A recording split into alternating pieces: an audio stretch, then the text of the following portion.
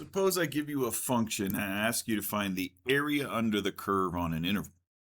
Okay, so we've done this, but we've estimated it so far. Now I want to find the exact area. All right. So there's a couple ways to do this. One, we could do without calculus, which I'll give you a couple homework problems to do just for the idea of it. And then the other way is with calculus. Okay, so without calculus, if I sketch this thing real quick, 0, 1, 1, 2, 3, 4, 5, 6, 7, 8. Rough sketch here. Slope of -4 should be like this. Okay. So my question to you is, how do I find this area? Okay. Well, if we're lucky enough and it's a shape that we know how to find the area for, like a trapezoid, which is going to be pretty rare, right? I'm giving you an easy one to start. That's a line. Function is a line. But as soon as I make that a quadratic and it's a curve, we don't have a shape that describes that, or we don't have a shape that we have a geometric formulation for. So a couple of things here. The area, so this area is going to be represented by this, what's called a definite integral. Okay, and you've seen this symbol before, and we're going to make that connection. I keep promising that we're going to make that connection to antiderivatives. We're not there yet, but we're going to. Okay, so the area is equal to this function, which so far we've only been estimating by rectangles. Okay, approximating by the sum of rectangles. All right, so I could say, if I want to connect this to our previous lesson, I could say, well, that's approximately the sum. And then how many rectangles do I want? Well, we did something like this. Let's say I did 4 rectangles. And it would be the height of each rectangle times the width of each rectangle. Okay, and that's approximate. All right. Another way to do this would be, if I recognize it as a geometric shape, that's a trapezoid. Okay, so the area of a trapezoid is given by the following function. Okay, it's just 1/2, like the average of the two bases, times the height. All right, so in this example, the sum of the two bases, that is, or the average of these two, would be this and this. So one of them's 8, one of them's 4. And the height, which is a little, I would maybe call that the length. But that's just the area. It's the sum of these two, and then multiplied by this, multiplied by 1/2. Okay, so that would give me 6. Okay, so the definite integral represents area, which I can do kind of the easy way without calculus, if the shape lends itself to that, or I can estimate it, which is kind of a hassle, a lot of work, doing what we did before. If I did 4 let's estimate with 4, see how good our estimate is. So you know how to do that. I'm going to use this tool just to save time, since we've already looked at those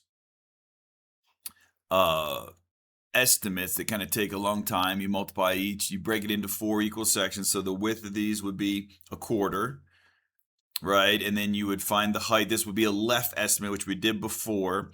And this is giving me 6.5. All right. So there's 2 methods to find area. One's an estimate, one's exact using geometry. And now we want to do the real thing, the calculus. Here's what we want to do. And we did write some before. We did the midpoint. All right. And they all give us the midpoint for a line, would give us the exact area, I believe. Here's the thing. This is what we want to do with calculus. We want to take the limit as the number of rectangles goes to infinity. Watch what happens. You can see what happens, right? The more rectangles I get, the skinnier they get. And the closer the area, look how close I am. This is 80 rectangles. So I could do this with, so if I did 80 rectangles, that means I'd have to cut this thing into, partition this thing into 80, right? The width of each would be 1/80th. And the height, I'd have to do 80 heights, which would be a lot of work. Okay, but you can see where I'm going with this, I think, in that if I want this to be an equal sign and I don't want an estimate, then I want to take the limit. So let me replace my estimate. Let me just do it here.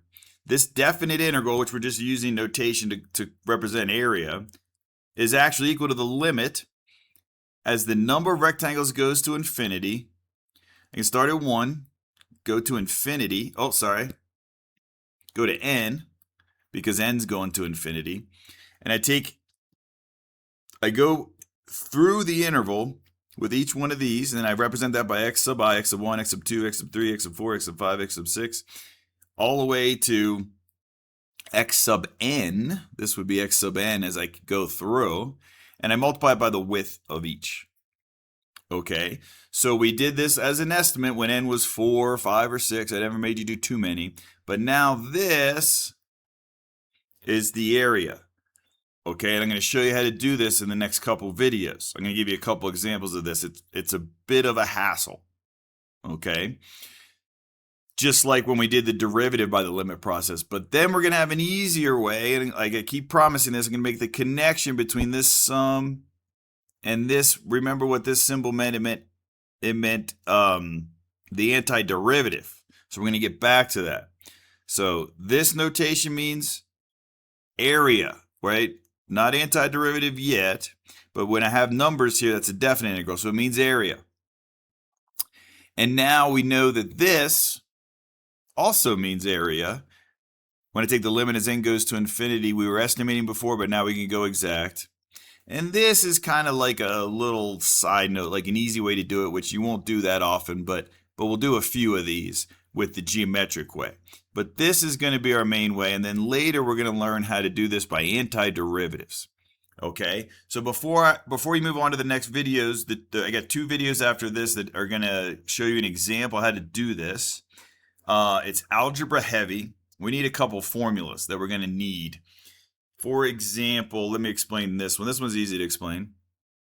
What if you want to add up, right? Because we're going to have to add a bunch of things up. We're using this summation notation here.